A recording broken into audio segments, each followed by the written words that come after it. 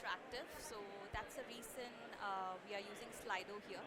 So that is not a one-way workshop, rather we interact and understand the needs before diving into the topic.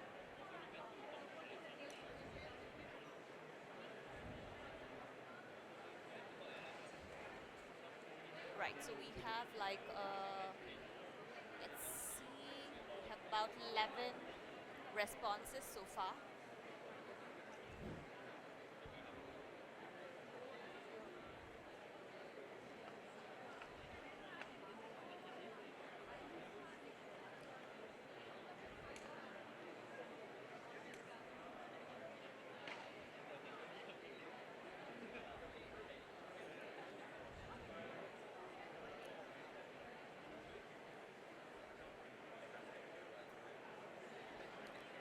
Yeah, if you have your phone, you can scan the QR code and join the session.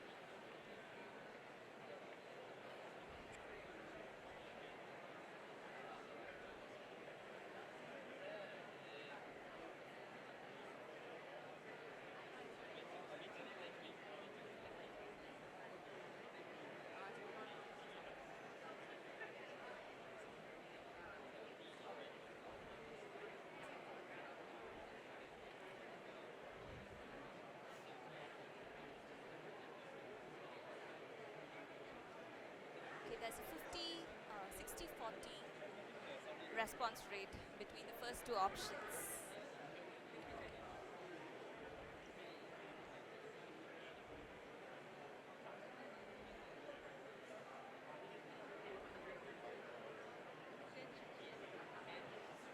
Yeah, the last 1 minute and then we can go inside the session.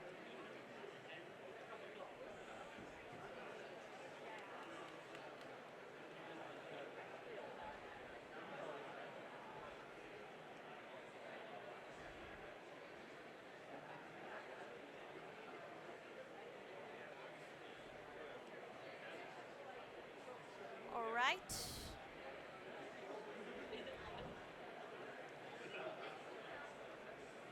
Okay, so some of you have answered the first three questions. The first question is a mandatory one, and we see a almost like equal response for DLT and decentralized cryptocurrency. So what is DLT? What's the decentralized cryptocurrency? We're going to see shortly. Okay. And what is or are your expectations from this workshop?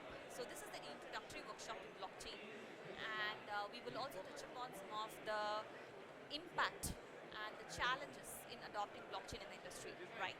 So the reasons, I think I'll quickly go through it.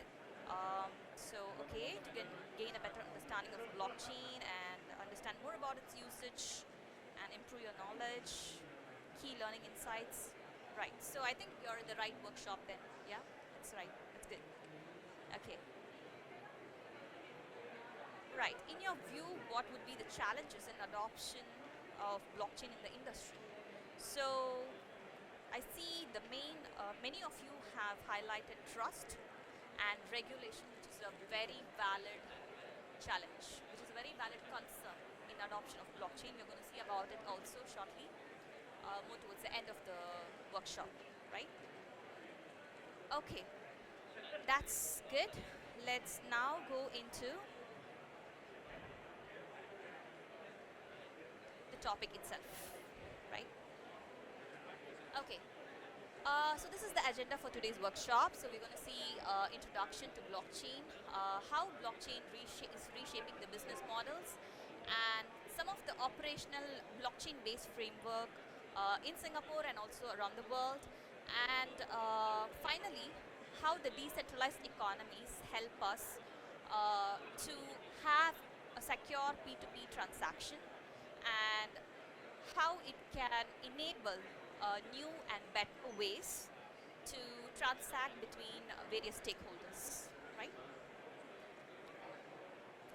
Right, so before we go into blockchain, some of the most important concerns are what we see in the news a lot nowadays, right? So payment frauds, theft, leading to billions of losses, right? Of course, there have been some losses and frauds in the blockchain smart contracts as well. But for now, let's keep them aside and look at the broader picture, which is credit card frauds, identity thefts, right? So you suddenly see your credit card statement and there's someone is taking like $100 every day, right? So then you're shocked, like what's happening? Basically, your identity theft has happened, right? Somehow.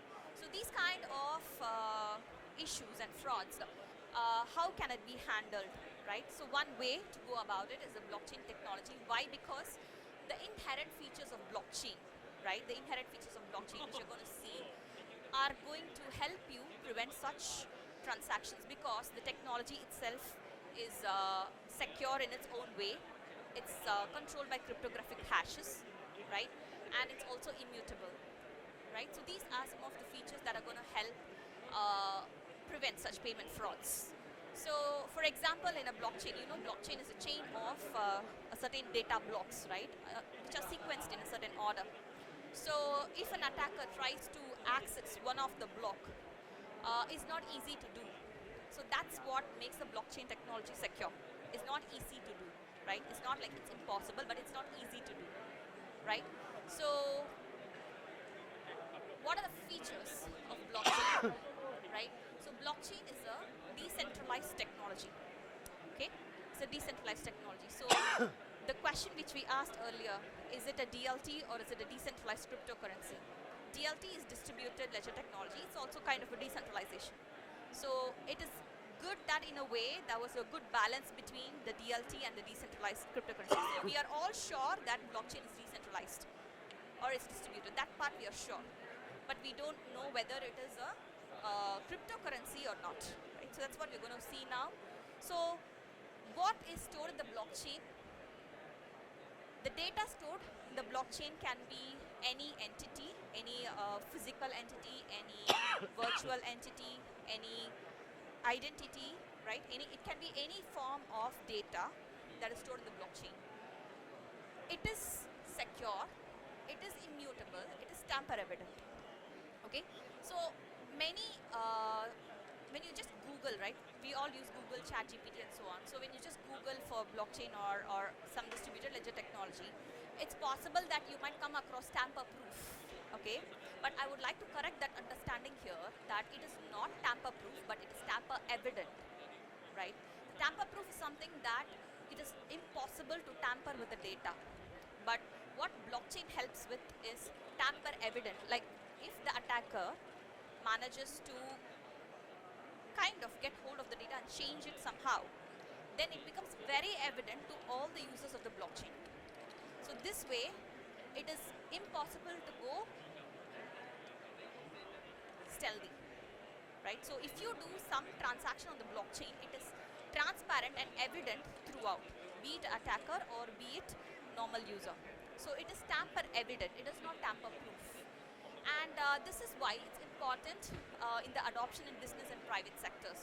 Wherever you have supply chain, for example, you want to have an end-to-end record of the entire supply chain. So then it is good to have a blockchain. It is a natural fit for such applications.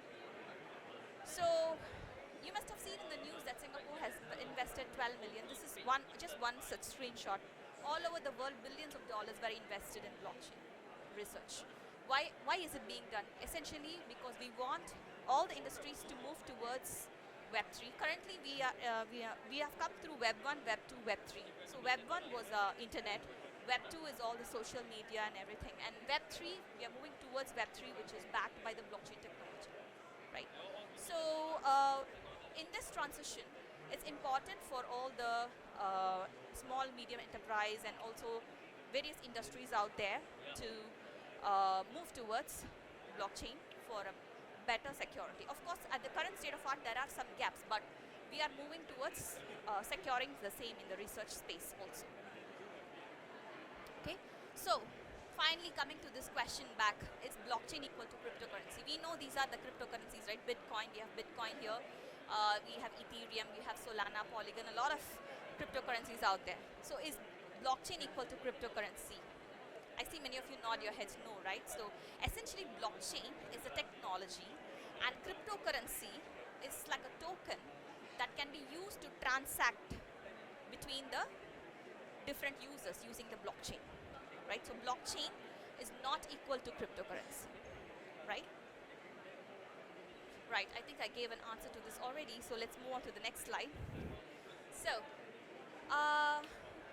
as we saw, blockchain is not cryptocurrency. So what is blockchain technology? It's a distributed ledger technology, DLT, okay? And this distributed nature of blockchain helps to secure from a central point of failure, against a central point of failure, or against a central point of attack. And the cryptographic security used helps with the immutable nature. It is impossible to mutate the data. So it's the immutable nature of the data. And the append only, the sequential chain that you see, so that is going to ensure it's tamper evident. How is it going to ensure? Because every next block in the blockchain holds the hash. We're going to see shortly what's the hash. So it holds the hash of the previous block, right? So this way, it is made sure that the fraudulent activities, whatever happen on the blockchain, doesn't go undetected, right? So it's easy to detect such tampering with the blockchain. Okay. So quickly going into the book analogy. So to understand better on the blockchain itself. So this is a common example. Wherever you search for blockchain, you would come across a similar example. So those days we had ledger in the form of book. We noted down each and every transaction in the book, right? So you can think of each page in the book as a block. So one page in the book is a block, okay? So if I tear one page from the book, so I have page 12, I have page 14, and I tore off page 13. So it becomes evident that there is a missing page, right? It's a similar concept in blockchain. So if someone removes a specific page, it becomes evident because the page numbers are connected, right? So that is what I show here. So it's very evident that there is a missing page or block whenever you try to figure out whether it has been played with or not. Yeah. So you can understand the book as the blockchain.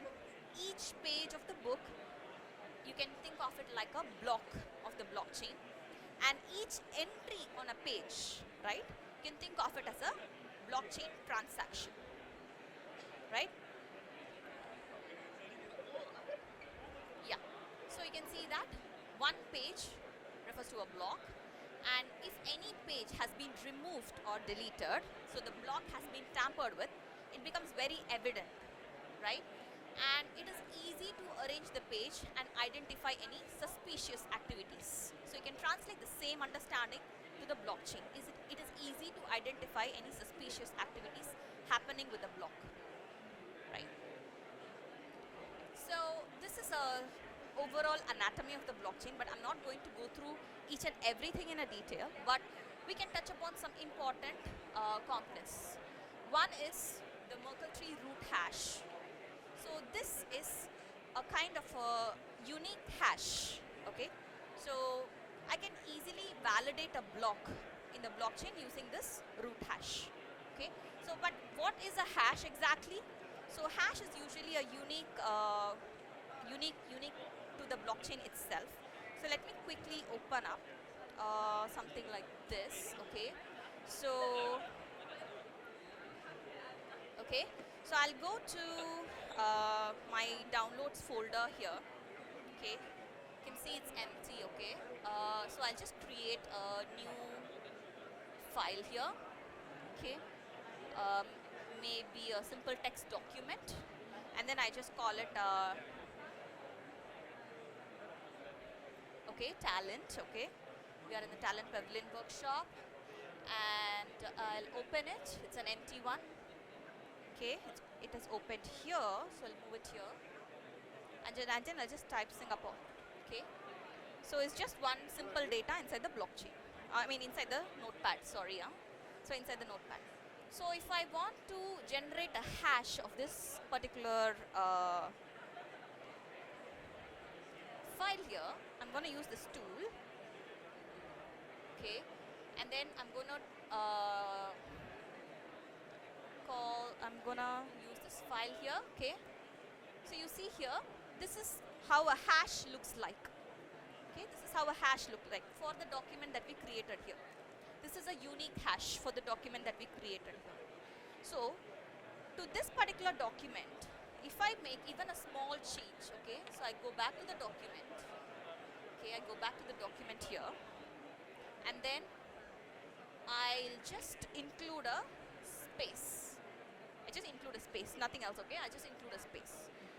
Now if I run this hash command again, okay, you can see that it's a totally different hash. Just for a single space, it's a totally different hash. So you can see that the hash is unique for every document, for every data. The hash is a unique value. And this hash differentiates between every data, every transaction on the blockchain, right? So you might ask, what happens if I remove the space? So I just remove the space, save, okay, just to prove, yeah, okay. So you can see it's a same hash. So each hash is unique to the data inside that file. So this way, if I want to store any data on the blockchain, I can validate it through a hash. So a root hash is something that combines all the hashes of the blocks together to identify that the transaction is valid. Okay. So this is the hashing concept, and one of the hashing algorithm that was used here and commonly used is SHA-256. Yeah, SHA-256. Right. The next one is the previous block hash. This is the page number. We were talking about the page number in the book analogy, right? So each block contains the hash of the previous block. So this way I can make sure that it is connected sequentially. So if something is tampered with in the previous block, the hash of the previous block will change and will not match with this particular hash, right? So then we can make sure that the data has been tampered with. So this is why the blockchain is tamper evident, right? So the previous block hash helps to maintain the chronology of the blocks in the blockchain. And the next one is a nonce. So nonce is something used to make sure that a new block added to the blockchain is valid, right? So if you have heard about the proof of work algorithm, right? So it is one of the algorithm where if you want to add a block to the blockchain, you have to mine millions or even billions of times to make sure there is a valid hash generated in order to add a block to the blockchain, right? So yeah.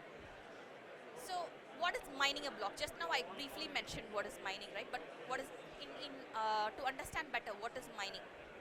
So generally, miners. So you have a lot of companies out there that mine a block to add your data to the blockchain. So mines compute a nonce, and they generate a hash value such that it meets a certain criteria.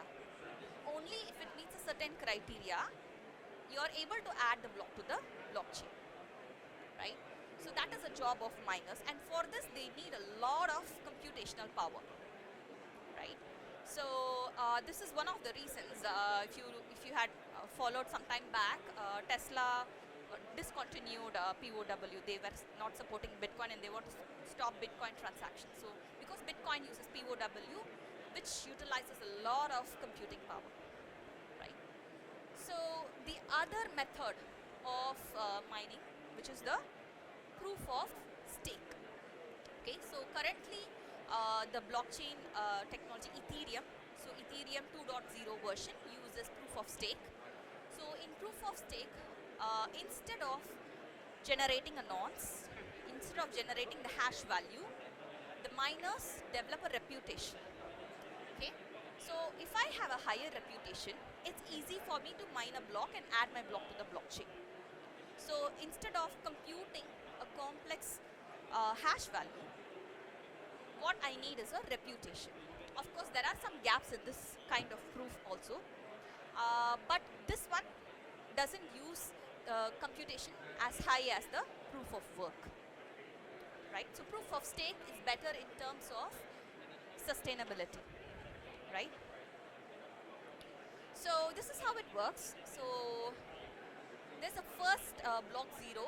If you're creating your own chain, you will always have a genesis block 0. And then there is a block 1.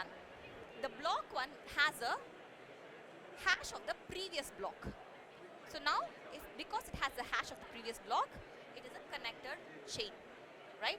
And then there are some transactions here, and then the hash of the current block, right?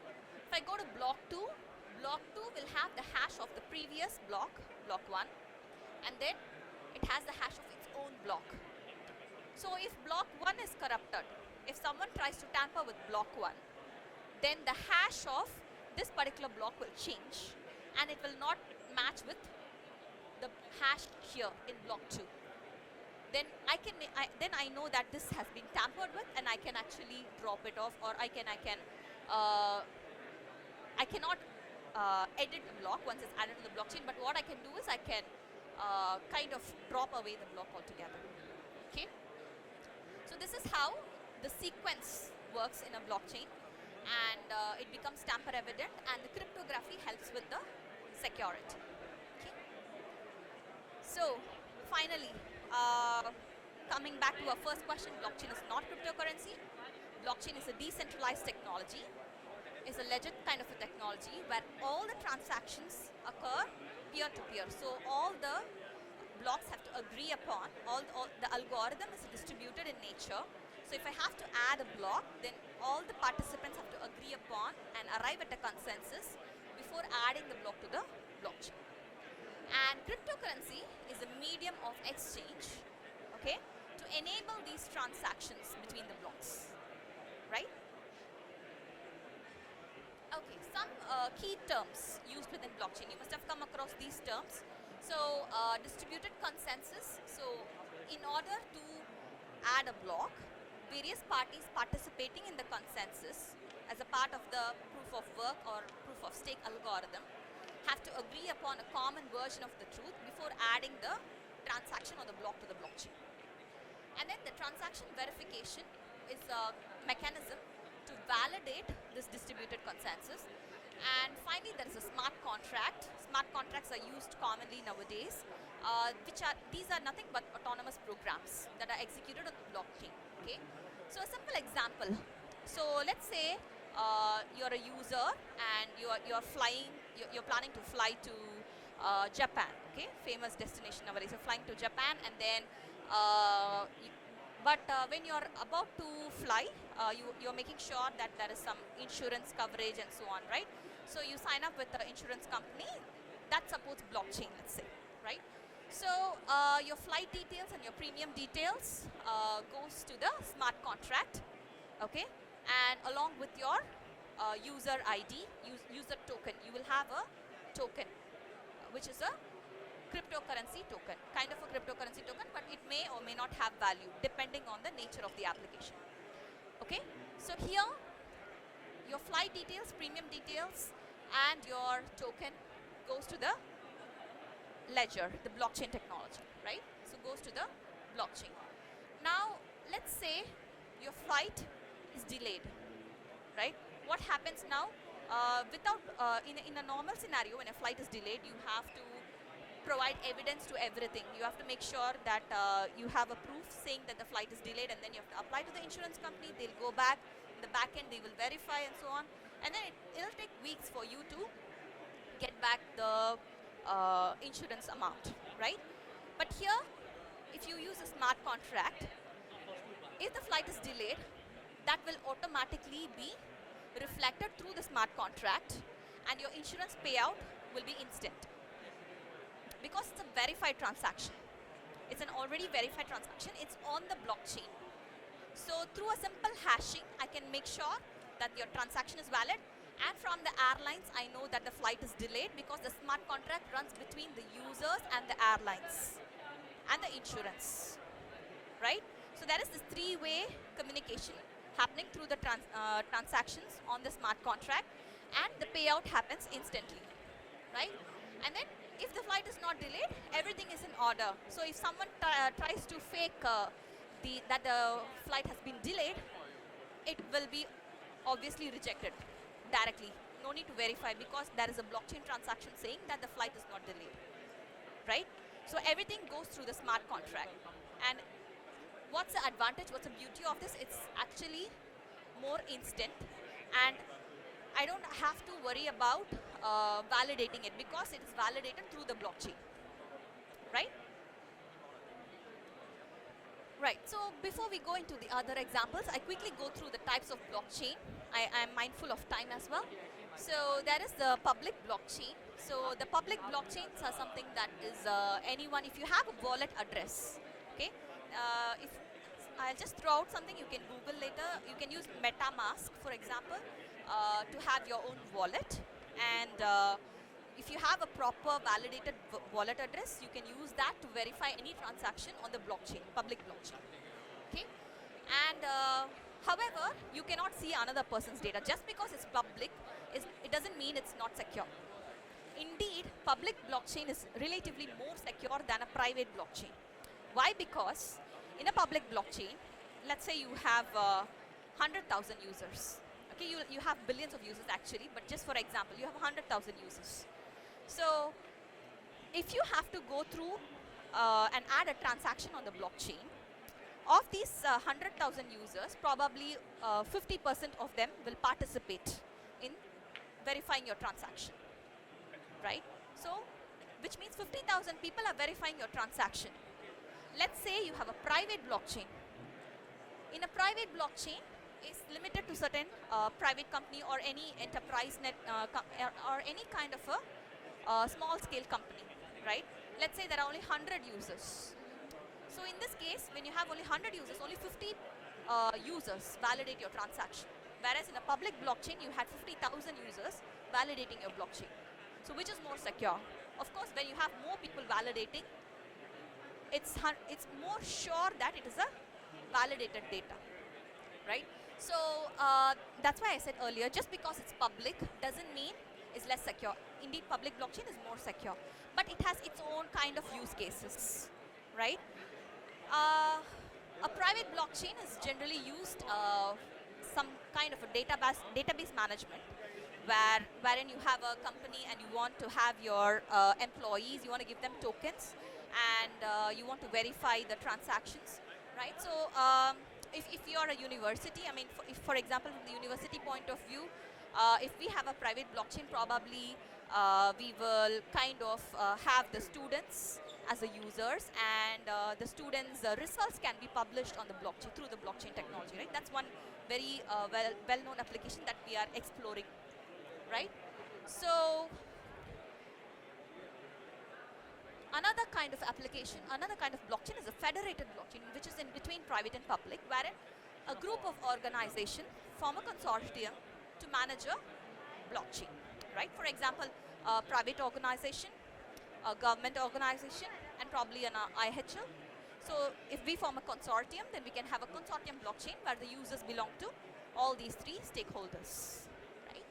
So Ethereum Alliance is an example, and then we have Hyperledger. Hyperledger is both used for consortium as well as private blockchain. IBM's Hyperledger, right? So because the introduction of blockchain technology is not complete without the types of blockchain, so we briefly covered upon the types of blockchain, right? So now we'll go into more use cases. With this understanding, let's jump into more use cases. So how does blockchain reshape the business models, right? So we are here today in the FinTech Festival. So if you think about blockchain and finance, so what are the advantages that you can think about? Just now we saw the insurance example, right? So in that use case, we knew it was kind of secure, it was transparent. Nobody has to go back and verify the records because every record is verified on the blockchain, right?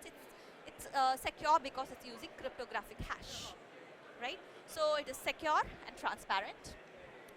And then there is a controlled risk, right? It's not risk-free. Any technology today is not risk-free. There are going to be new attacks, new kind of breaches. Exactly, that's the term I'm looking for. New kind of breaches, right? So any technology is not risk-free. So that is there will be a controlled risk. You will have control of what kind of risk you're going to take, right? And then we saw this one. This one was obvious, instantaneous settlement, because it goes through a smart contract program which involves the different stakeholders together. And obviously there is this reduced cost, because in terms of manpower there is a reduced cost, but in terms of infrastructure you will have an initial infrastructure cost. If you keep the initial infrastructure cost and think about the follow-up cost, it's going to be balanced in a way. So the initial infrastructure cost is definitely going to be high. Okay, we wouldn't downplay that. But moving forward, as you start using the technology over time, the cost kind of balances out, and eventually if you look at the whole picture, it's a reduced cost, right? And then, of course, auditing purposes, it becomes very, very useful, because every transaction is verified on the blockchain, and you don't have to go back and find your receipts and to validate each and every transaction, because every transaction is verified on the blockchain. So it's very useful for auditing purposes. Right? So some of the existing operational blockchain-based frameworks. So one is the open certs, right? So any of you used open certs recently to apply for a job? Are we all stable with our job? Yeah. So I think many companies nowadays and even universities for student admissions and so on, we use open certs. So through open certs, from the applicant's university, they provide a open cert file, which can be loaded to the open certs platform and verify that the degree is valid. Yeah, so you can't fake a degree. So we make sure that the degree is valid. So this one is quite vastly used, the open certs platform, right? And then a couple of years back, we had the health certs, right? That was one of the first few applications that came live in Singapore. So when we had to cross borders in the airport, we had to show our vaccination records through the health certs, which again was using blockchain, right? And then trade finance platforms. So this one is, you can see from the DBS I'm not branding for DBS, okay? I'm not even using DBS, okay? But DBS digital trading platform is something that is being used in Singapore for as a trading finance platform, okay? And it's based on the R3 Corda, right? So, and you can also look at DLT ledgers. These are all applications in Singapore, right? And of course, any blockchain discussion doesn't get complete without the ICOs, the initial coin offerings. So you can think of the ICOs comparable to the IPOs, where you want to raise some capital for your startup, right? So you can, using a blockchain-based ICOs, you can kind of distribute the new token, okay? You can actually mint a token from thin air. Yeah, using a smart contract, you can mint a token from thin air. But what is the value of the token, right? So that matters. So in order to determine that, we, as the ICO, as a part of the ICO, you can distribute the tokens, and these tokens can be used to access any software application that you develop, and also gain incentives through the token, through the transactions, token transactions, right? And later, this can be released to the public. So if I want to use a certain blockchain service, then I use this particular token, and the more the token gets transacted, the higher value it gains, right? Right, so finally, how it's used in decentralized economies and P2P transactions. So we saw about insurance payouts, we saw about some open cert applications. All these are software, right? But if I want to buy a land, or if I want to buy a house, how can I put the house on the blockchain, right? So this is something like, you can softwareize the physical entity. Any physical entity, okay, you can have a software token to uniquely identify that physical entity. So in this case, you have the user submits the building certificate to the lands commission, right? So there is some regulatory commission, lands commission, which certifies and approves, okay, this particular space is okay, this physical asset is okay to be going on purchase, okay? So then this has a token ID associated, and this token ID will comprise of the location, the size, the title, and the current owner address, right? So this is the blockchain record.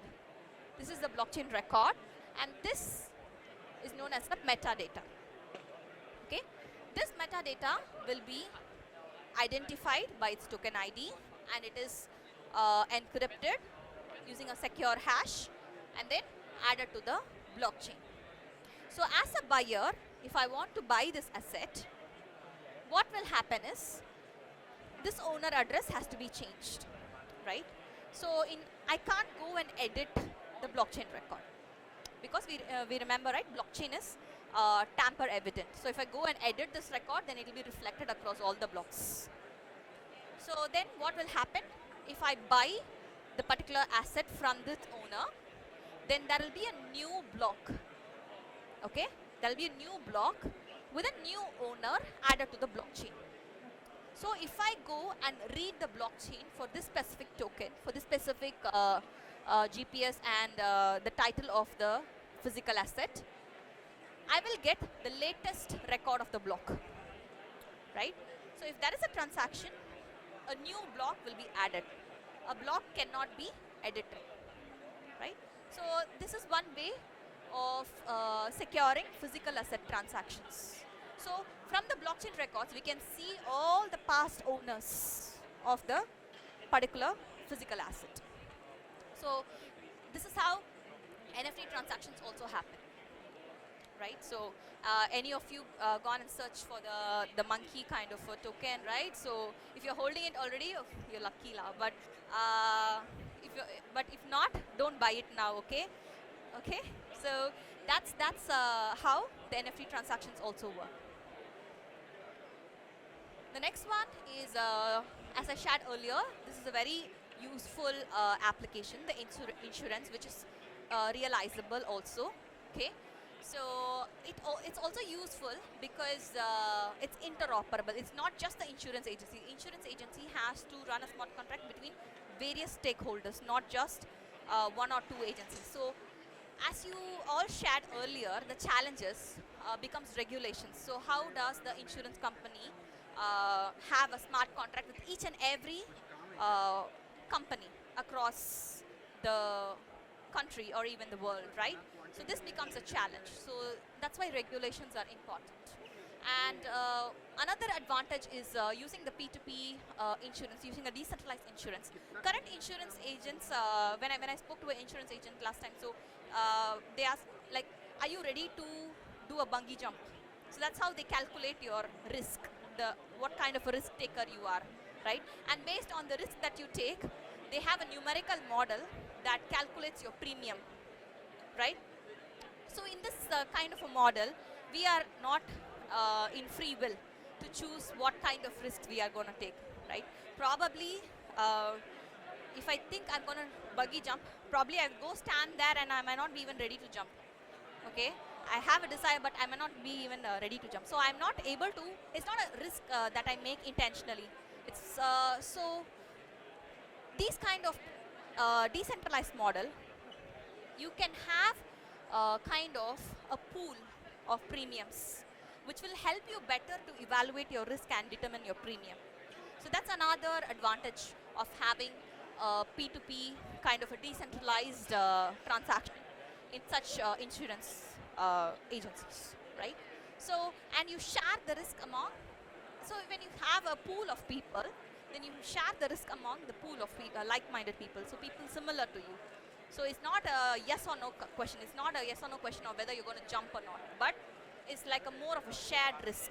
So you kind of connect yourself with like-minded people, so you understand what kind of risk you can take, right? So this way it's more transparent, yeah? Right, so finally, we need to definitely touch upon the security requirements in blockchain, right? So if you're going to use blockchain in business, it's very important to consider the security requirements. So mitigating the risks in the blockchain network itself. So which blockchain network are you going to choose? Are you going to choose Bitcoin network? Are you going to choose Ethereum network? Are you going to choose Solana network? Right? So which kind of blockchain network are you going to choose? So for this, you need to check into the regulatory requirements. So there are bodies and the SEC and the anti-money laundering kind of a policy, which you need to verify, cross-check against before choosing which kind of blockchain network you're going to use for your business. Then second thing is a smart contract analysis. We saw the smart contract is an autonomous program that kind of communicates between different stakeholders, right? So this smart contract is nothing but a simple program, right? Which is developed by a person who has gained skill in this field recently, probably, right? Probably they took a guy who was working in software engineering and then they just put him in the blockchain technology, ask him to learn the coding and then develop a smart contract, right? So he's not an expert in the blockchain field because we are still building skills in the domain. We are not there yet.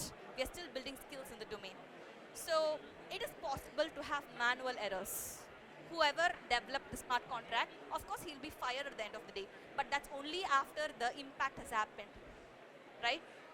So it's very important to have a smart contract security analysis, which is also one of our university's research focus. So this is a very important field currently where the smart contract security has to be ensured even before you deploy it to the blockchain, right?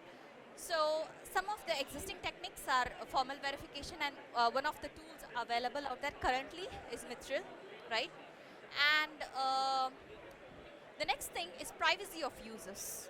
So I have a wallet address, you have a wallet address, and then we go through the smart contract to have a transaction. Through this transaction, I am able to see, so if I go and search for your wallet address on the blockchain, I might be able to see all your transactions in the past. So your privacy is lost there, okay? So let's say I want to go to a 7-Eleven center out there and I just want to buy a wine, okay? Then they'll ask me, are you 8? Okay, they won't ask me, but if there is a younger person, they will ask whether you're 18 plus or not, right? So how can the person ensure that, yes, the person is 18 plus and okay to buy without losing the privacy, right? So that one, currently we have the zero knowledge proof algorithms. So your privacy is not lost there. Only a yes or no answer will be guaranteed through verifying your token, right? If you're going to pay using the blockchain credits. So zero knowledge proof is another evolving research in the domain in order to preserve the privacy of the users. So these are all very interesting fields in the domain of blockchain and security, right? So as I shared earlier, blockchain helps secure your data, but the security in blockchain is still in progress, right? It's still in progress. Although currently we do have some products that can work on a certain scale, right? But the open source is one very good example that still works, right? So of course, but moving forward, if you want to have if you're thinking of an idea, after looking at all the stalls here, you have an idea to have your own company, you want to build on your technology that you have worked on. So some important things to consider is a security of the network itself. What kind of risk you're ready to take, right? So this is a good direction to have a calculated risk. So finally, the challenges and opportunities, as we all shared earlier, the organizations, there is a resistance to change, but it is progressively changing. I was just sharing just a while ago, like 10 years back, or probably 10 to 15 years back, I should say, when people said AI is going to replace jobs, everyone were laughing, right? How can AI replace a job? But now it's a reality. AI is actually replacing jobs. even the president shared in yesterday's sharing earlier, right? So yes, AI is replacing job, and currently we are moving towards Web 3, and all the companies will eventually adopt blockchain, and that is going to be down the line soon, not anytime soon, right? So that's why you can see a lot of Web 3 companies here. So this is a very good evidence that blockchain is going to be used in our day-to-day lives. So in your phone applications, you will have Web 3 applications also, right? So there is a need for regulatory requirements, and there is a need for skilled professionals. I think that's why we are all here. So we know that there is a lot of opportunities in this domain to be tapped and build a skill set, and bear in mind the cybersecurity measures. Just because it's blockchain is not 100% secure, it is better than the current technology. It is better than a normal database, SQL database, but it does have its own cybersecurity issues also. So we can take a calculated risk, right? So it is possible to take a calculated risk because it has a lot more benefits, right? So with that,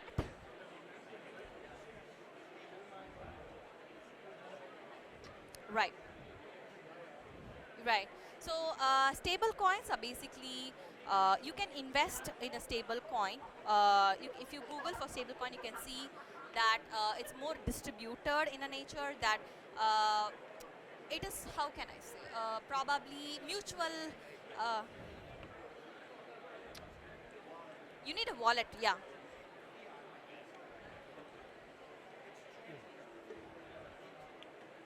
Yeah, you can use coin. Right, right, right. So it's more like a mutual interest. Stablecoin is more like a mutual interest. So where the risk is less, right? So you can the risk is less in a stable coin.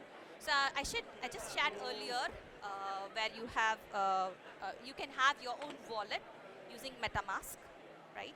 So Coinbase is one of the applications. It's more like an exchange. So similar to Coinbase, there are many such applications where you can buy and sell cryptocurrencies. So if you have your fiat currencies, they are actual dollars, the Sing dollars, US dollars. So you can use your fiat currency, you can connect your Coinbase with your any bank account, and you can buy tokens, and you can invest. I don't know, I wouldn't say invest in this or that, but stable coins is usually the risk is less relatively. That's why I think it has a name also. Yeah. And yeah, with that, if we have time, we can go through a quick short quiz, and I have some giveaways.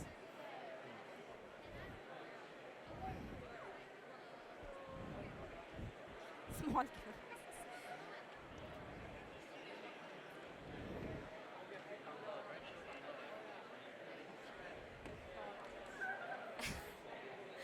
Swag? No, I don't know. Okay.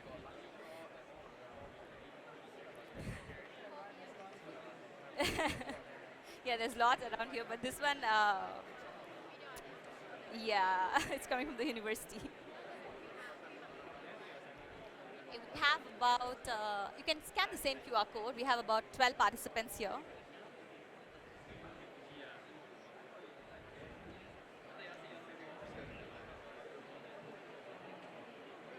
Yeah. You can go to polls. Yeah, you've answered already, right? Okay.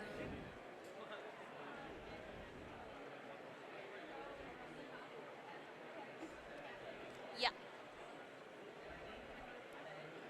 Yeah, yeah. Once everyone joins, I think 16. Everyone joined? Yet to join anyone?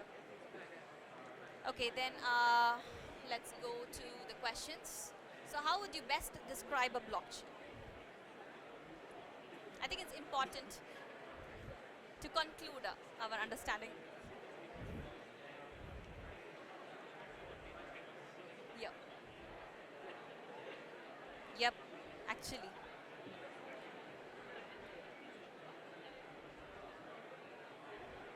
Okay. We'll stop in 3, 2, and 1. Awesome. So it's also the fastest, right? So we have the leaderboard here. Okay, which of the following best describes the architecture?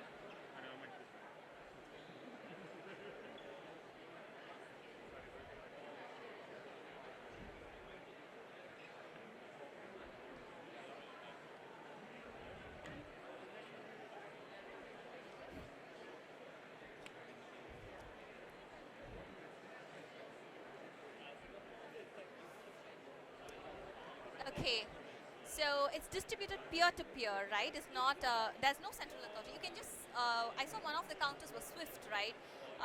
You must be using Swift a lot in your bank transactions. Swift is an organization with no central authority. So if Swift can work, yes, blockchain can also work, right? So there is no central authority. So it's a peer-to-peer network.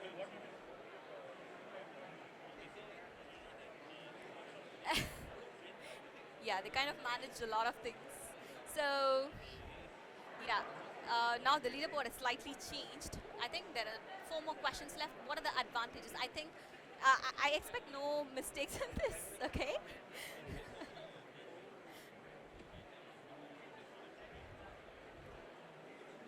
There's only one wrong answer. There's only one wrong answer. There are more than one correct answers. Okay, you can choose more than one correct answer.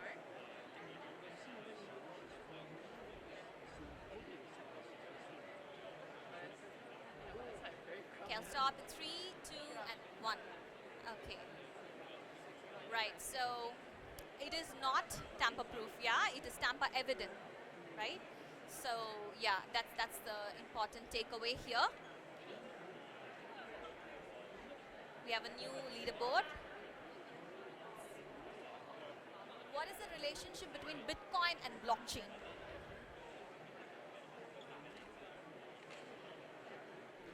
One.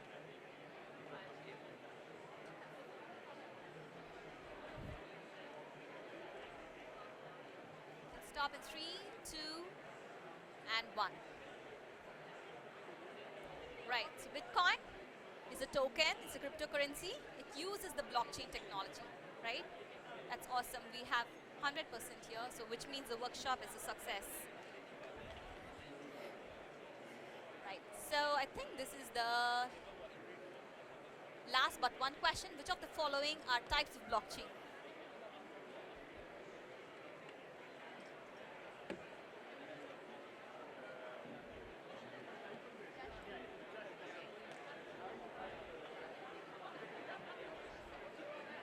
Okay. 3, 2, and 1. Right. So we talk about blockchain networks. There is no network blockchain. We talk about blockchain networks. Ethereum is a blockchain network. Bitcoin is a blockchain network, right?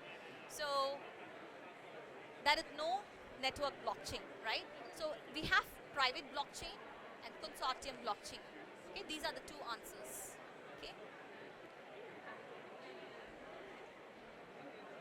and finally the last question.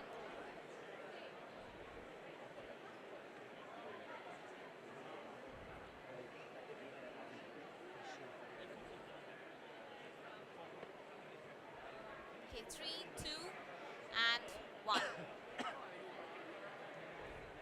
Yeah, it's mining, right? Hashing is a secure cryptography, right? So SHA-256 we saw just now, it changes with the data. So the process of adding a block is computing the hash and validating it in order to add the block to the blockchain. So it's mining, right? Awesome. So we have the final leaderboard here. So let's call the winner A. Where's the winner A? Yes, come on. Give a round of applause. And Cheryl, where's Cheryl? Cheryl? Ah, okay. Congrats.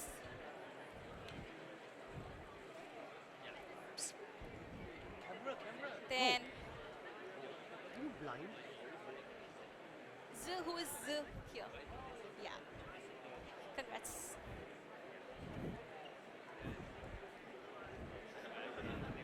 And a special thanks to the gentleman here to keep the session more interactive and giving me new answers that were not there in the option. Thank you. So thank you everyone. I hope you enjoy the session.